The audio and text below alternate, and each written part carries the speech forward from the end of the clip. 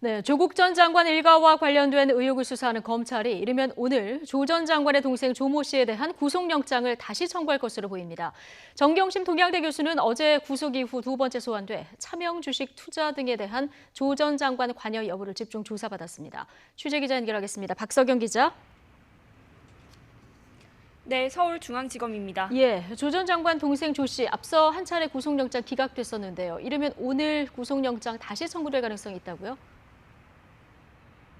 네, 검찰은 웅동학원 관련 혐의를 받는 조 씨에 대한 보강 조사를 마무리하고 이르면 오늘 구속영장을 재청구할 방침입니다. 웅동학원은 조 전 장관 일가가 운영해온 학교 법인인데요. 조 씨는 사무국장 역할을 하면서 교사 채용을 대가로 2억여 원을 받고 시험 문제를 유출한 배임수재 혐의를 받고 있습니다. 또 웅동학원을 상대로 한 위장 소송으로 학교 법인에 100억 원대 손해를 입힌 배임 혐의도 받고 있습니다.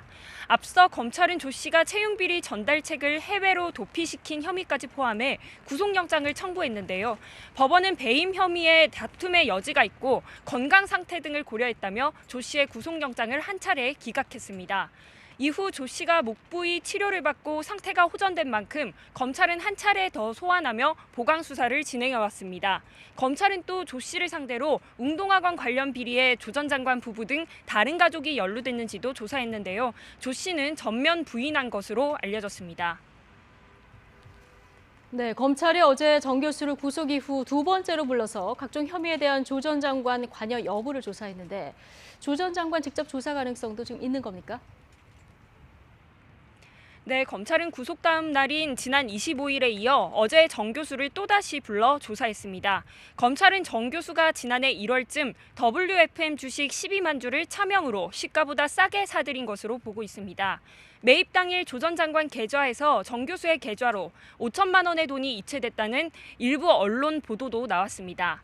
조 전 장관은 당시 청와대 민정수석이었기 때문에 이를 알고 있었다면 직무 관련 주식 취득을 금지한 공직자윤리법 위반 소지가 있다고 검찰은 의심하고 있습니다.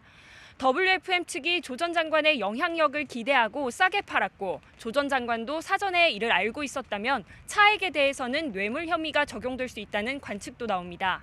그러나 조 전 장관이 투자 사실을 몰랐다면 형사 책임을 묻기 어려운 만큼 검찰은 조 전 장관이 알고 있었는지 확인하는 데 집중할 것으로 보입니다. 이와 관련해 조 전 장관은 YTN 취재진에게 문자 메시지로 계좌 이체 관련 사실을 알지 못하며 WFM과 연락한 적도 연관도 없다고 해명했습니다. 또 WFM 주식을 매입한 적도 없다고 강조했습니다. 차명 주식 의혹 외에도 조 전 장관은 입시 비리 등 정 교수 혐의에 직간접적으로 얽혀 있습니다. 따라서 이르면 이번 주 조 전 장관 직접 조사가 이뤄질 것이라는 전망이 많습니다. 다만 동생의 영장 재청구에 대한 법원의 판단과 정 교수 추가 조사 일정에 따라 소환 시점이 다소 늦춰질 가능성도 있습니다. 지금까지 서울중앙지검에서 YTN 박석영입니다.